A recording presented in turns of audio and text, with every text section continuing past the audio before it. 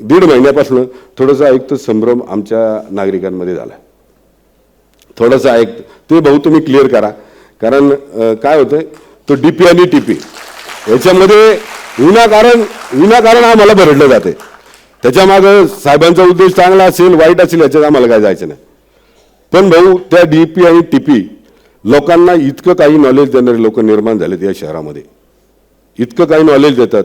कदाचित जर भाऊ तिकडं परदेशात अमेरिकेच्या राष्ट्राध्यक्षाला कळालं ही तज्ज्ञ लोक या पिंपरी चिंचवड शहरामध्ये राहतात, तर कदाचित भाऊ तुमच्याकडं मेसेज सुद्धा येईल की या लोकांना आमच्याकडे पाठवा म्हणून. इतकी तज्ज्ञ लोक आहेत.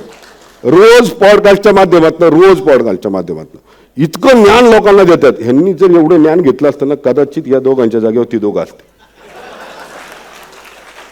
IAS झाले असते, IPS झाले असते.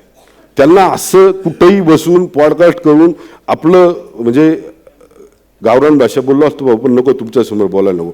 यांना थोडंसं मला असं वाटतं यांचा मेंदू, यांचा जो बुद्धीचा जीव मेंदू आहे ना हा प्रदर्शनात ठेवला पाहिजे.